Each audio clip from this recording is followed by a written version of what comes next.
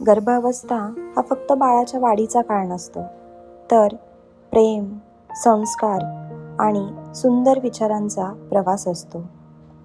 आज काही क्षण स्वतःसाठी आणि आपल्या बाळासाठी काढूया. प्रेमाने आपला हात आपल्या गर्भावरती ठेवा. एक दीर्घ श्वास घ्या आणि आपल्या बाळाला हळूच सांगा, आज आई तुला नम्रता, प्रेम आणि आदराची एक सुंदर गोष्ट सांगणार आहे. तुझ्या मनात नेहमी प्रेम, नम्रता आणि प्रत्येकाबद्दल आदराची भावना राहो. चला तर मग ऐकूया आजची सुंदर गोष्ट. असं म्हटलं जातं, विनम्रता ही माणसाच्या अंतःकरणातील प्रेमाची सर्वात सुंदर अभिव्यक्ती असते. जर या जगातील प्रत्येक माणूस नम्र असेल तर कदाचित जग आणखी सुंदर होईल. घराघरातील वाद कमी होतील, लोक एकमेकांकडून अपेक्षा करण्यापेक्षा एकमेकांना समजून घेतील, स्पर्धेपेक्षा सहकार्य वाढेल आणि मनात शांतता नांदेल. म्हणूनच आजची गोष्ट आहे विनम्रतेच्या शक्तीची. एकेकाळी एका राज्यात एक राजा राज्य करत होता. एक दिवस तो आपल्या सैनिकांसोबत वनविहारासाठी निघाला. बराच वेळ प्रवास केल्यानंतर राजाला खूप तहान लागली. त्याने आजूबाजूला नजर टाकली. थोड्या अंतरावरती एक छोटीशी झोपडी त्याला दिसली. झोपडीच्या दाराजवळ पाण्याने भरलेला एक माठ ठेवलेला होता. राजाने आपल्या सैनिकाला सांगितलं, जा त्या झोपडीतून पाण्याचा एक लोटा घेऊन ये. सैनिक तेथे गेला. तो मोठ्या आवाजात म्हणाला, ए म्हाताऱ्या, लवकर पाणी दे. झोपडीत एक अंध वृद्ध माणूस राहत होता. तो शांतपणे म्हणाला, नाही, मी तुला पाणी देणार नाही, जा इथून. सैनिक रिकाम्या हाताने परतला. मग राजाने आपल्या सेनापतीला पाठवलं. सेनापती म्हणाला, बाबा, पाणी द्या, त्या बदल्यात मी तुम्हाला पैसे देईन. अंधवृद्ध पुन्हा म्हणाला, नको, मी तुला पाणी देणार नाही. सेनापतीही निराश होऊन परत आला.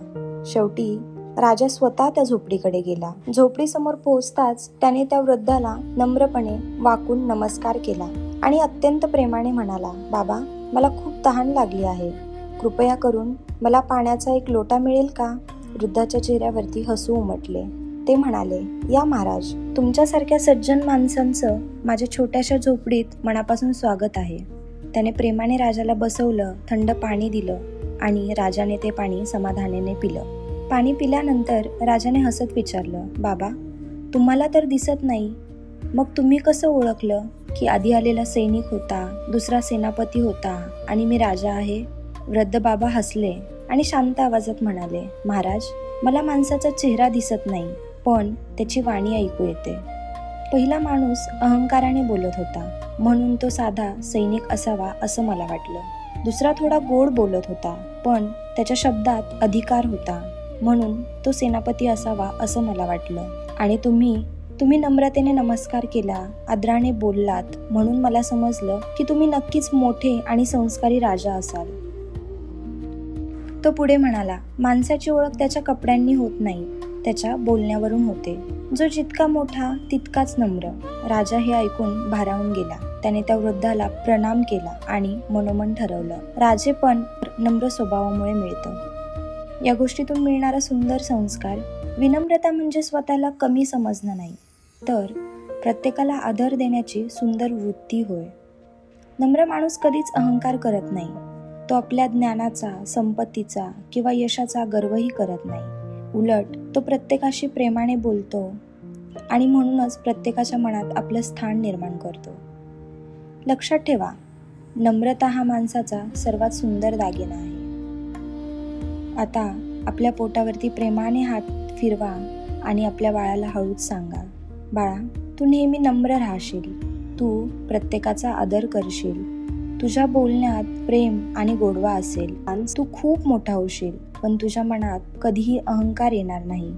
देव तुझ्या आयुष्यात नेहमी प्रेम, नम्रता आणि सद्बुद्धी ठेवो. आजची गोष्ट इथेच संपते. जर आजची मायेची गोष्ट तुम्हाला आवडली असेल तर व्हिडिओला लाईक करा, आपल्या प्रिय व्यक्तींना शेअर करा आणि अशाच सुंदर, प्रेरणादायी गर्भसंस्काराच्या कथा ऐकण्यासाठी आपल्या चॅनेलला सबस्क्राईब करायला विसरू नका.